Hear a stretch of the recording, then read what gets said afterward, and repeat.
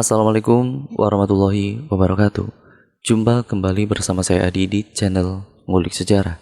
Dan pada video kali ini saya akan kembali lagi membacakan suatu kisah misteri yang kali ini berjudul Di Balik Pesugihan di Bawah Pohon Beringin Tua. Cerita pada kali ini merupakan salah satu cerita yang dikirim dari narasumber ya teman-teman. Dan daripada kita penasaran bagaimana ceritanya, mari kita langsung saja menuju ke ceritanya. Persiapkan diri kalian baik-baik, karena ceritanya akan segera saya mulai.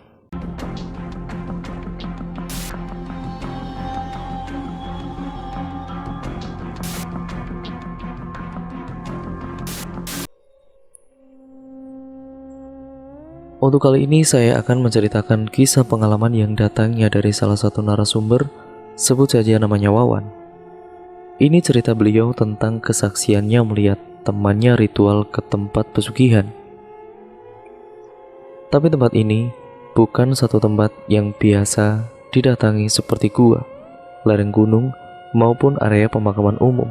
Tapi kali ini ada satu tempat yang dikeramatkan, yaitu pohon beringin yang konon ceritanya bisa mengabulkan permintaan dari orang yang mengunjungi tempat itu.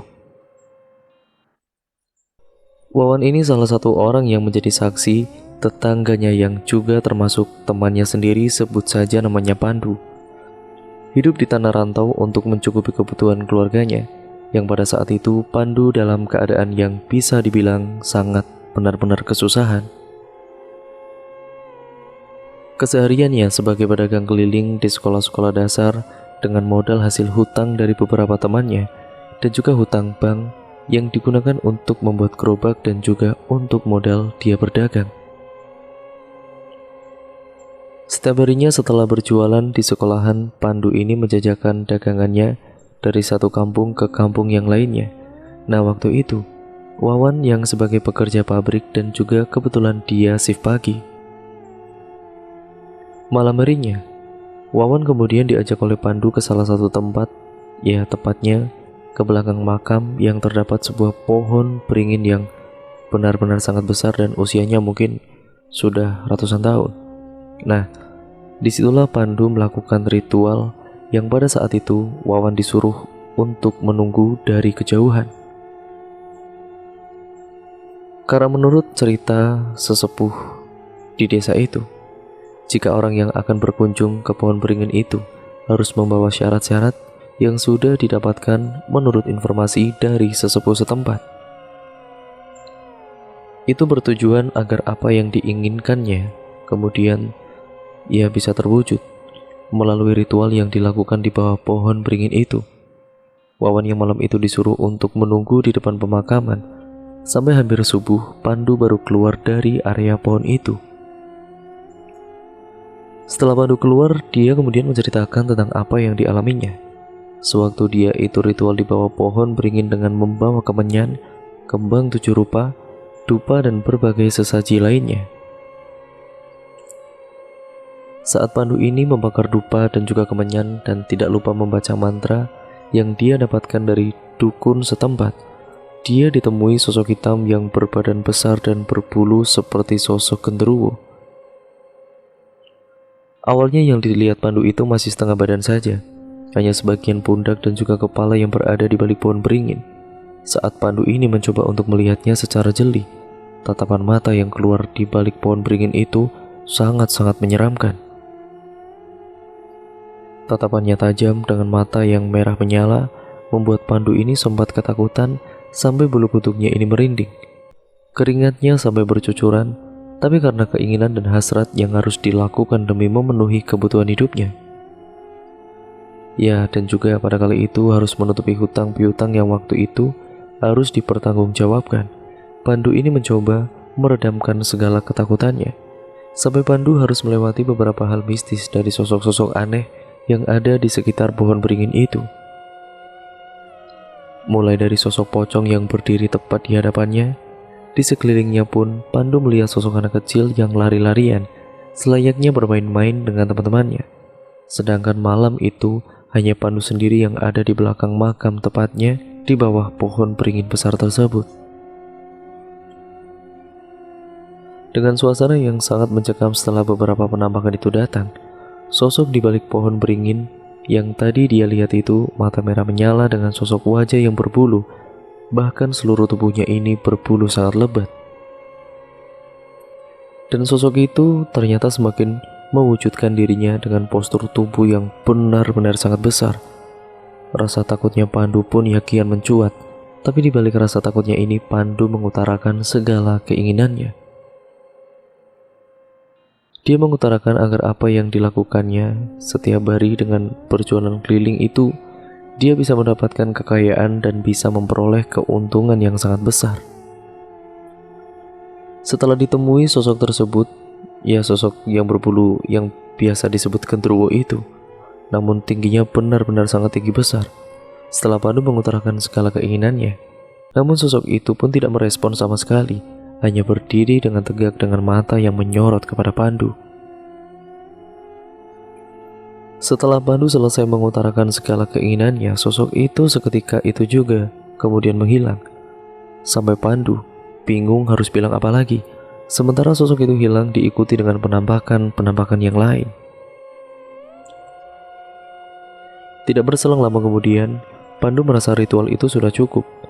Dia keluar dari area pohon beringin itu karena mendengar suara lantunan ayat suci Al-Quran dari masjid yang ada di kampungnya. Esok harinya Pandu yang kembali seperti biasa menyiapkan kebutuhan dagangannya untuk berjualan di sekolah dasar ataupun sekeliling. Singkat ceritanya, saat Pandu ini berjualan di sekolahan, entah dari mana datangnya orang-orang yang membeli dagangannya Pandu itu benar-benar banyak sekali. Hanya butuh waktu setengah hari saja, semua dagangannya Pandu ini terjual habis tidak tersisa. Yang biasanya sampai malam hari kira-kira jam 10 baru habis, tapi untuk hari ini ternyata berbeda. Pandu merasakan keuntungan yang dia dapat dalam waktu setengah hari sangatlah banyak sekali. Dia langsung bergegas pulang dan kemudian langsung berbelanja ke pasar untuk kebutuhan dagangan yang akan dijual lagi nanti sore. Sepulang dari pasar kira-kira jam 3 sore, Pandu berkeinginan untuk keliling seperti biasanya. Jadi hari pertama setelah Pandu melakukan ritual itu, dia itu menyiapkan dagangan itu sampai 2 kali.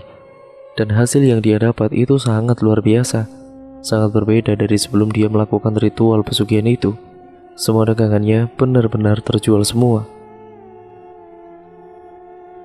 Di hari keduanya Pandu yang hendak berangkat keliling seperti biasanya, namun dia itu menyempatkan untuk menceritakan tentang apa yang dia dapat di hari kemarin kepada Wawan. Wawan yang mendengar cerita dari Pandu, kemudian dia itu menasihati agar Pandu harus lebih banyak lagi berbelanjanya, agar keuntungan yang didapat semakin banyak dan banyak. Pagi harinya setelah sholat subuh, Pandu bergegas ke pasar untuk memperbanyak belanjaannya. Karena keuntungan dari belanja ataupun berjualan kemarin itu 2 kali lipat lebih banyak dari biasanya. Betapa bahagianya Pandu mendapatkan hasil yang banyak sekali walaupun hanya menjajakan makanan ringan di sekolah dasar dan berkeliling dari kampung ke kampung. Dengan dibantu Wawan, Pandu ini menyiapkan dagangannya yang dibuat lebih banyak dari hari sebelumnya. Namun dagangannya itu tidak dibawa semua karena tempat atau gerobaknya ini kecil, tidak lagi muat untuk membawa semua dagangannya. Nah, singkat ceritanya setelah selesainya berjualan di sekolahan dasar, Pandu ini balik lagi ke rumah untuk membawa dagangan yang sudah disiapkan di pagi hari untuk dikelilingkan ke kampung-kampung. Dan baru jam 5 sore semuanya dagangannya itu sudah habis, tidak tersisa lagi. Dan ini membuat pendapatannya Pandu itu selama hampir 1 bulan lamanya sangat luar biasa. Dia mampu menutupi hutang piutangnya mulai dari pinjaman temannya, pinjaman bank, pinjaman dari mertuanya, semuanya bisa dilunasi. Dalam tempo 1 bulan, hidup Pandu ini sudah terlepas dari hutang piutangnya. Namun dari hasil yang didapatkan di bulan berikutnya, Pandu itu belum merasakan dampak dari ritual yang dilakukannya di bawah pohon beringin.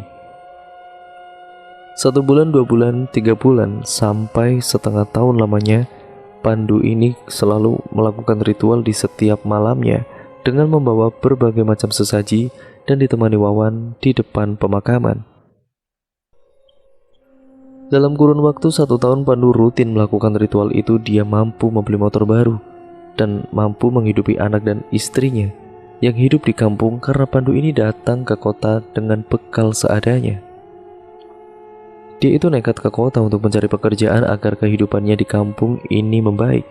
Dan waktu itu Wawan yang lebih dulu hidup di tanah rantau yang bekerja di salah satu pabrik, dan waktu itu Pandu tinggal bersama di salah satu kontrakan yang bersebelahan.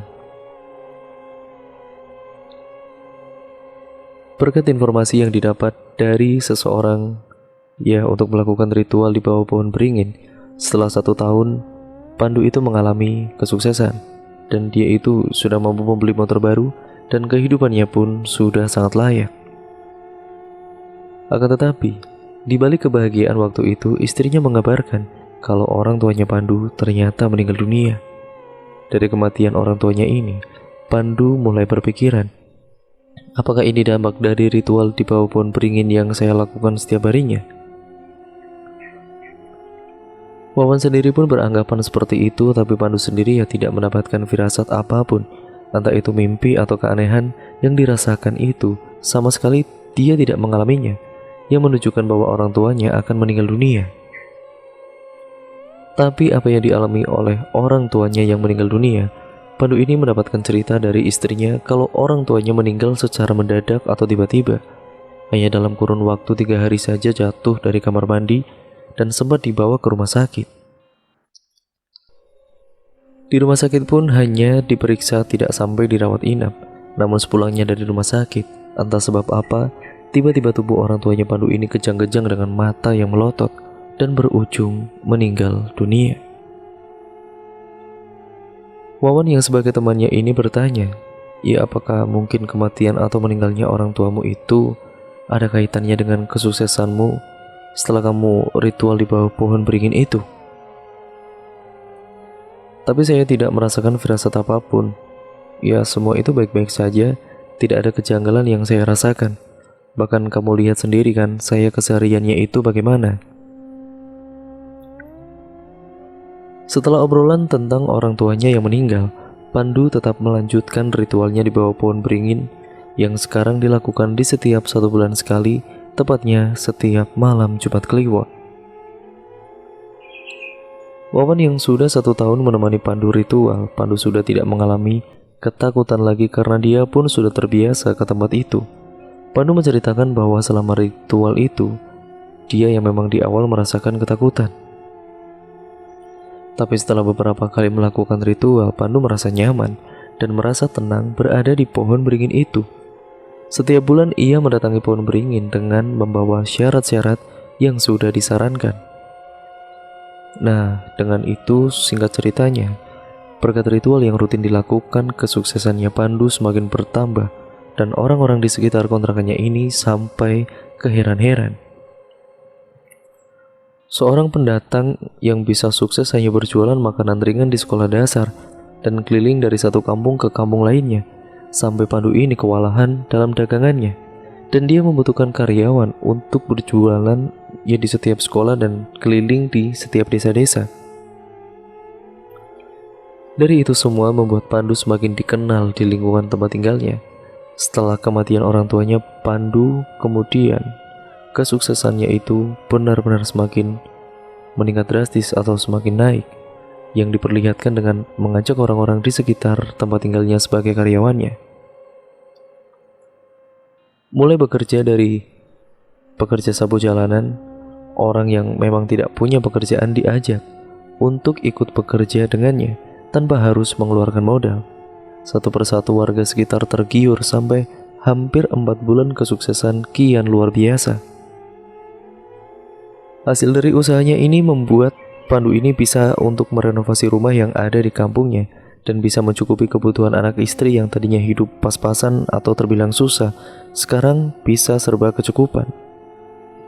Kehidupan anak istrinya sudah sangat terjamin, bahkan para tetangga pun sudah menyebut Pandu itu sebagai bos besar di tanah rantau. Dari kesuksesannya dalam berusaha, Pandu tidak lupa dengan ritual yang dilakukannya setiap bulannya. Di setiap malam Jumat Kliwon di bawah pohon beringin besar tua itu. Ritual di mana manusia sudah bersangkutan dengan iblis yang tidak ada toleransinya. Cepat atau lambat pasti akan ada dampak pada diri sendiri maupun keluarganya. Karena iblis itu, ia tidak begitu saja membiarkan harta dan juga memberikan kesuksesannya bagi para pemujanya dengan gratis. Dari ritual yang dilakukan Pandu itu, berdampak pada anak pertamanya yang hidup di kampung itu. Lagi dan lagi istrinya ini mengabarkan berita duka kalau anaknya ini meninggal dunia. Namun dari cerita ini, istrinya Pandu ini, sebelum anak pertamanya meninggal dunia, di setiap malam selama 7 hari berturut-turut, anaknya itu ternyata selalu merasa ketakutan, seperti didatangi oleh sosok-sosok gaib yang sangat-sangat menyeramkan. Di dalam tidurnya selalu mengigau, "Ya tolong jangan ambil aku, tolong." Istrinya Pandu yang mendapati anaknya mengigau seperti itu ya tidak berpikir aneh-aneh sebelumnya. Hanya berpikir ya mungkin dia sedang bermimpi buruk, makanya mengigau seperti itu. Nah, namun keesokan harinya anak itu bercerita kalau dia selalu ditemui oleh sosok tinggi besar dan berbulu lebat, matanya merah. Waktu itu, respon istrinya Pandu hanya biasa-biasa saja ya karena dia itu tidak tahu tentang apa yang sebenarnya terjadi.